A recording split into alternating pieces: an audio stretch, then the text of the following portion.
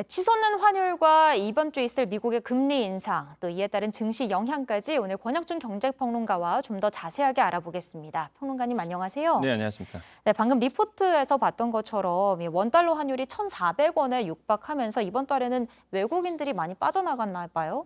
네, 실제로 이제 외국인들이 이제는 매도 우위를 좀 기록을 하고 있는데, 근데 그동안 워낙 약세였고요. 그다음에 이제는 한미 금리 역전 현상에 대한 우려스러운 부분에도 불구하고 7월과 8월 같은 경우에는 오히려 외국인들이 우리 시장에서 매수를 했었습니다. 예. 그래서 좀 안도한 감이 있었는데 역시나 이제 9월 들어와서 외국인들이 오히려 더 많이 팔게 되는 이런 매도 우위의 시장을 좀 기록을 했다고 보시면 되겠고요. 9월 들어와서 16일까지 외국인들이 1조 한 5천억 원 정도 순매도를 기록을 하고 있습니다. 그만큼 우리나라에서 돈을 빼고 있다 이렇게 보시면 되겠고 네. 13일 단 하루 빼고 계속적으로 매도세를 기록을 하고 있거든요. 그 정도로 우리나라의 이제 매력도가 좀 떨어지고 있다 이렇게 평가를 해보겠습니다. 그 외국인들이 이제 코스피의 시총에서 담당하는 부분 한마디로 시총 비중이 2020년도에는요 이게 한 40% 정도 됐었어요. 네. 근데 이제 매년 오면서 떨어지기 시작합니다. 올해 들어와서는 사실 이제 34% 정도 됐다가 올해 초에는요. 지금은 이제 아까 리포트에 나왔지만은 한 30%로 내려왔거든요. 그러다 보니까 이거 30% 깨지는 거 아니겠느냐 이런 우려스러운 부분이 있겠고 이러한 현상들이 지금 우리나라의 주식 시장에 어떤 악재로 좀 작용을 하고 있다고 생각을 해보겠습니다. 그렇군요. 사실 외국인 시총 비중이 뭐 30%로 내려왔다는 게 수치상으로는 저는 그렇게 와닿지가 않거든요. 네. 뭐 2009년이면 그 글로벌 금융 위기 이후 최저 수치다. 그러면 좀 위기감이 확 느껴지는데 네. 이게 어느 정도라고 보면 될까요? 일단은 30% 선이 깨진다라고 봤을 때는 사실 20%로 내려온다는 얘기잖아요. 네. 그러다 보니까 시장에서는 이렇게 생각을 합니다. 심리적 저항성이 무너진다.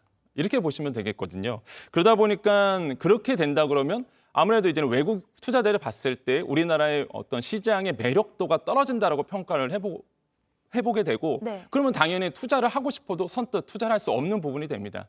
근데 우리나라의 국내 투자자, 그다음에 기관 투자자들 같은 경우에도 외국인들이 수급을 보면서 내가 투자를 할지 안 할지를 하거든요. 그러다 보니까 이렇게 외국인들이 계속적으로 빠져나간다고 봤을 때 일단 코스피나 이제 코스피 시장, 뭐 코스닥 시장도 시총이 점점 더 내려갈 수밖에 없는 이런 악순환의 굴레로 빠질 가능성이 굉장히 크다라고 생각을 해봅니다. 그러니까 이 30%는 깨진다면 이제 20%로 내려가게 맞습니다. 되니까 일종의 심리적 저항선 같은 거라고 네. 보면 되겠네요. 근데 이번 주 목요일에 미국이 금리를 또 큰 폭으로 인상을 해버리면 이게 30%가 붕괴될 수도 있을까요?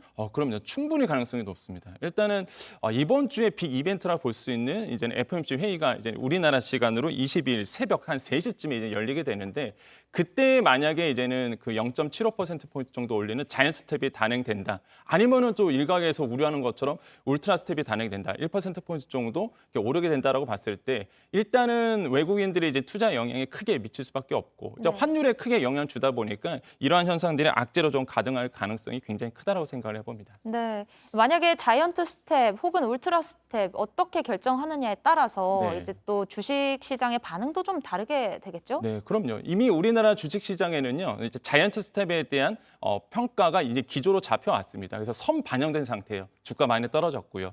우려스러운 부분이 어느 정도 선 반영되다 보니까 오히려 만약에 자이언트 스텝이 된다 그러면 주가에 긍정적인 흐름을 줄 수 있습니다. 네네. 무엇보다 이제는 변수라고 생각하는 울트라 스텝에 대한 해소가 없어졌잖아요. 이제 해소가 돼버렸잖아요.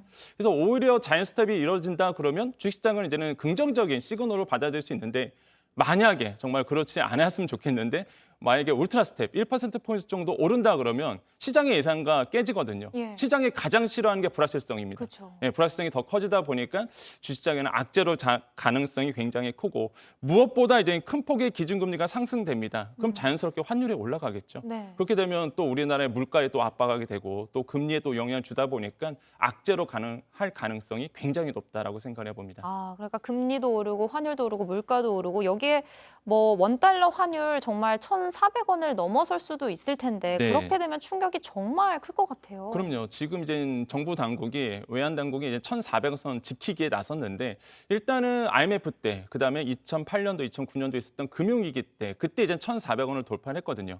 만약에 이번에 1,400원대 돌파를 한다 그러면 13년 만에 다시 한번 이제 환율이 고환율 상태 1,400원 선으로 넘어가게 되는 겁니다. 그러다 보니까 사실 외환 당국이 계속적으로 실력 행사에 나섰었고요.